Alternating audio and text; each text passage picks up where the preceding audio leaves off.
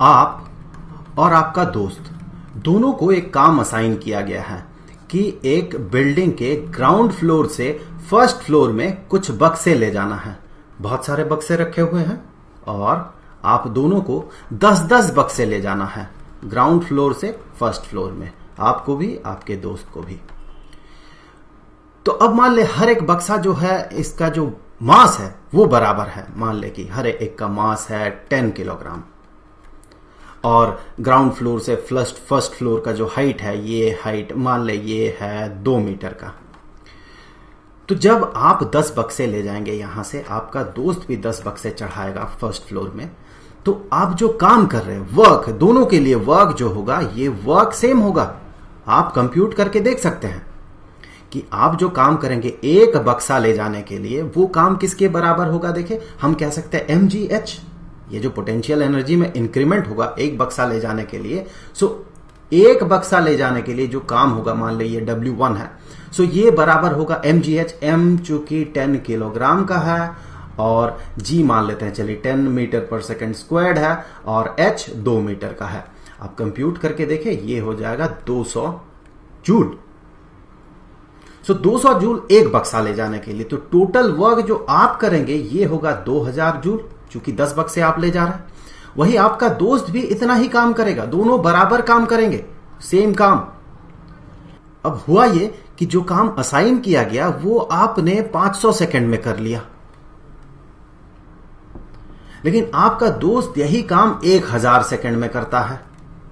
तो दोनों काम तो सेम कर रहे हैं, लेकिन कुछ तो अंतर है आप में और आपके दोस्त में। आप काम को जल्दी जल्दी कर पा रहे हैं, आपका दोस्त वही काम, उतना ही काम, सेम अमाउंट ऑफ वर्क करने में ज्यादा समय लगा रहा है। यहां आता है कॉन्सेप्ट पावर का। जितना जल्दी आप काम कर पाएंगे आपका पावर उतना ज्यादा है। हम कहते हैं ना कि जो वेट लिफ्टर्स होते हैं उनका पावर काफी ज्यादा होता है।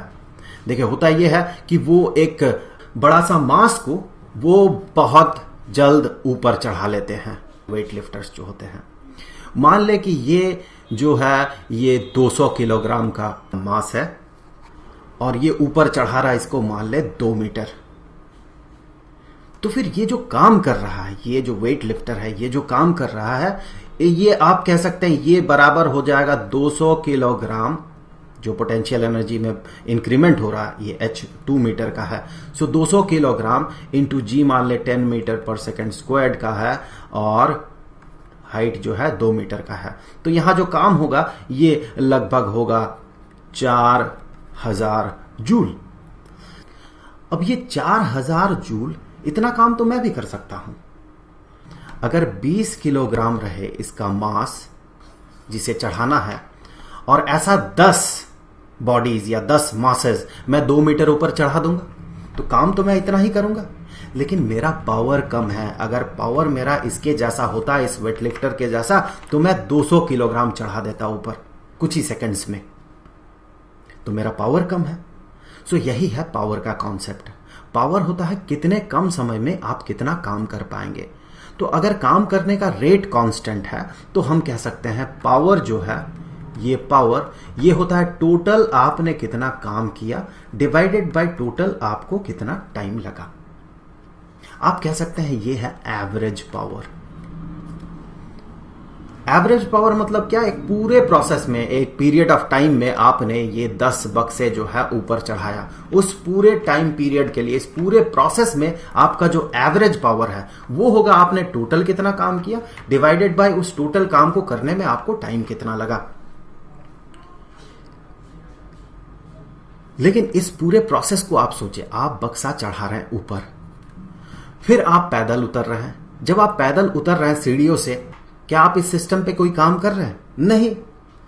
तो फिर इस पूरे प्रोसेस में आप हमेशा काम नहीं कर रहे हैं। और साथ ही साथ शुरू में आप क्या कर रहे थे, दौड़ते हुए बक्सों को चढ़ा रहे थे।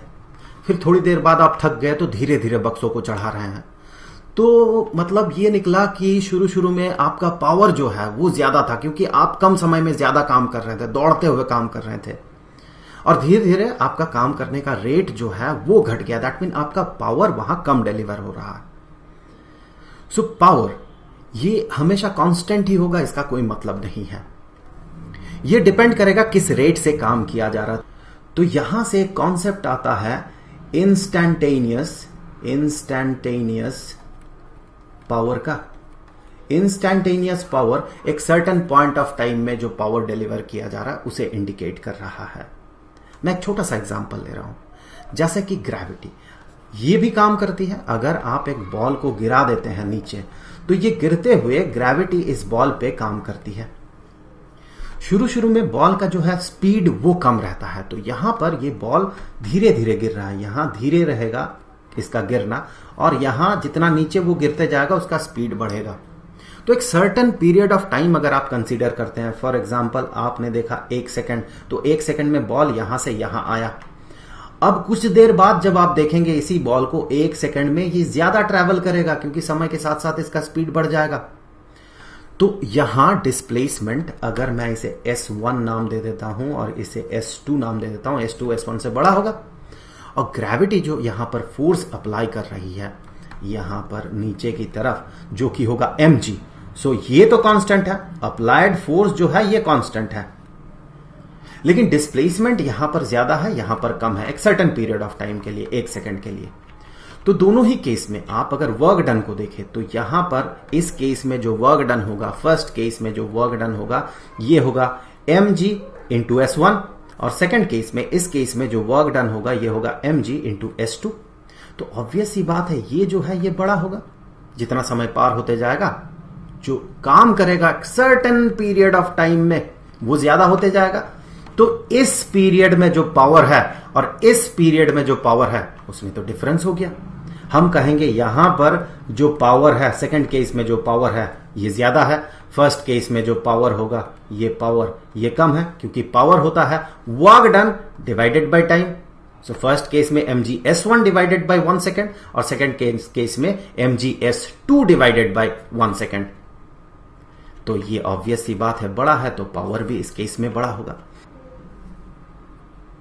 चलिए हम एक मजेदार एक्सप्रेशन बना लेते हैं पावर के लिए। मान ले कि एक ऑब्जेक्ट पे फोर्स अप्लाई हो रहा है, लेकिन समय के साथ साथ अलग अलग समय में उसका डिस्प्लेसमेंट अलग अलग हो रहा है। जैसे कि यहां पर फोर्स का मान ले मैग्नीट्यूड सेम है, उससे कोई फर्क नहीं पड़ता है, अगर अलग भी रहे तो भी हम इस तरह का फॉर्मूला बना सकते हैं। सो फोर्स दोनों में लग रहा है, लेकिन हमने देखा कि यहां पर जो डिस्प्लेसमेंट हो रहा है एक सर्टेन पीरियड ऑफ टाइम में वो इतना है, जबकि यहां पर एक सर्टेन पीरियड ऑफ टाइम में डिस्प्लेसमेंट ज्यादा हो रहा है। हमें पता करना है इंस्टैंटेनियस पावर, तो उसके लिए हम क्या करेंगे, देखें चूंकि ये वैरी कर रहा है, तो उसके लिए मान ले इस पॉइंट ऑफ टाइम में आपसे पूछा गया इंस्टैंटेनियस पावर कितना है।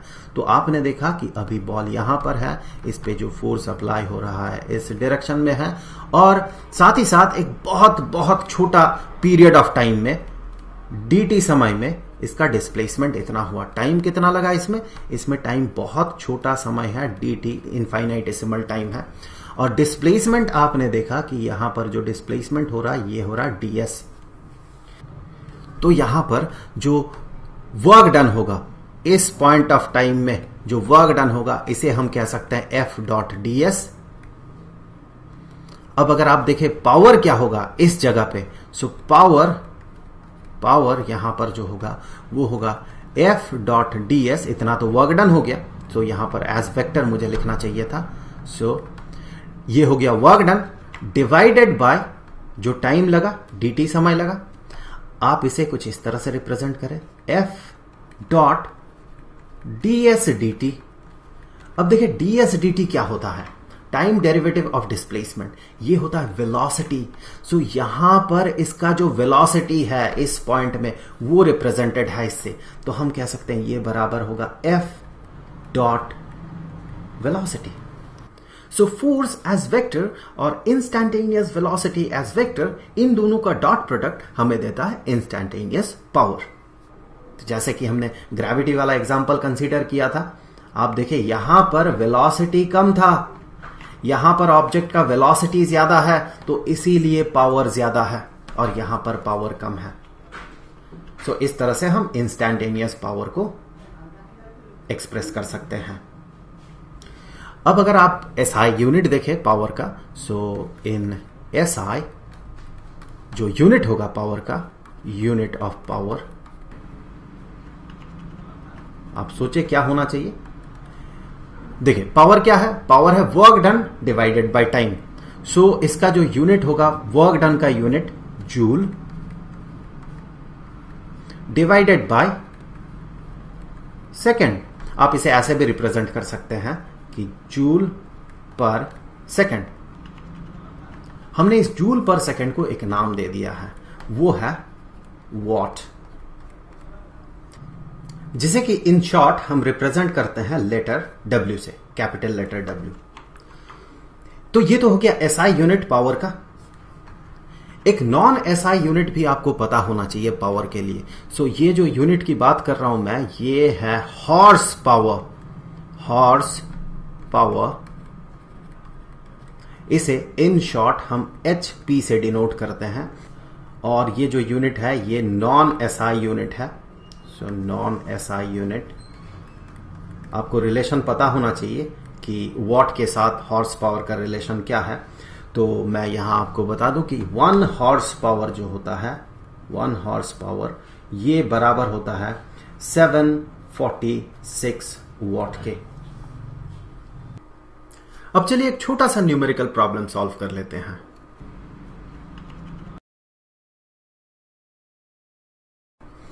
एक फैक्ट्री ये चाहती है कि 2000 किलोग्राम का मेटल ये 12 मीटर ऊपर तक चढ़ाए, और वो भी 1 मिनट में।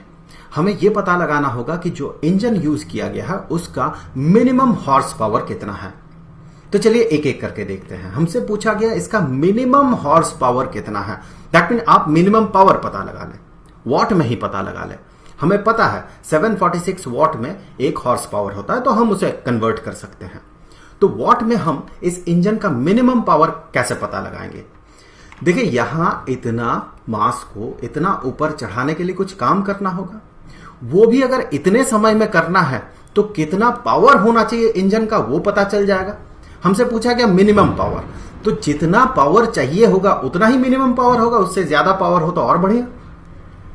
तो चलिए देखते हैं यहां पर कितना काम करना होगा। एक गड्ढा है मान ले, और नीचे यहां पर 2000 किलोग्राम इतना मेटल है, इसे ऊपर चढ़ाया जाएगा। कितना ऊपर, 12 मीटर ऊपर चढ़ाया जाएगा। तो यहां पर इसका जो पोटेंशियल एनर्जी है वो तो बढ़ेगा। हमें पता है कि change in potential energy is equal to जितना मास को हम चढ़ा रहे हैं into acceleration due to gravity into कितना हाइट ऊपर चढ़ा रहे हैं। तो डेल्टा H, यहां पर ये चेंज इन हाइट 12 मीटर है, तो वहां से हम वर्क डन पता कर सकते हैं। सो वर्क डन यहां पर होगा 2000 किलोग्राम इंटू 9.8 मीटर पर सेकेंड स्क्वायर, जी का वैल्यू, इंटू 12 मीटर। यूनिट्स को देखें तो आप इसे और इसे मल्टीप्लाई करें तो ये जूल हो जाएगा। अब अगर हम पावर पता लगाएं तो सो पावर ये बराबर होगा इतना काम डिवाइडेड बाय कितने समय में। एसआई यूनिट में बात करें तो 1 मिनट तो नहीं लिखेंगे, हम कहेंगे 60 सेकंड में। सो ये 2000 into 9.8 into 12 divided by 60 second. तो यहां न्यूमरेटर का यूनिट जूल है पर सेकेंड, तो ये बन जाएगा वॉट। सो इतना वॉट। मैं पूरा लिख रहा हूं ताकि W वर्क और W वॉट में कंफ्यूजन ना हो। तो इतना वॉट काम करना होगा। इवेलुएट कर लेते हैं। तो चलिए 12 into 5 and 5 into 400 is equal to 2000। So 400 into 9.8 इतना वॉट। आप कैलकुलेट करें, 3920 इतना हो जाएगा वॉट इसका पावर। इतना मिनिमम पावर इसे चाहिए होगा इस इंजन को। अब हमें क्या पता कर लगाना होगा कि हॉर्स पावर कितना होगा उसका। अगर सिंपली पावर पूछा जाता है एसआई सिस्टम में, हम कहते हैं इतना। हमें पता है कि 746 वॉट में 1 हॉर्स पावर होता है। तो फिर 3920 वॉट में कितना हॉर्स पावर होगा। सो इसमें होगा 3920 डिवाइडेड बाय 746 इतना हॉर्स पावर। तो अब इवैल्यूएट करें तो आप पाएंगे ये लगभग बराबर होगा 5.2546 के। तो इसे अगर हम राउंड ऑफ करते हैं तो ये हो जाएगा 5.3 इतना हॉर्स पावर के।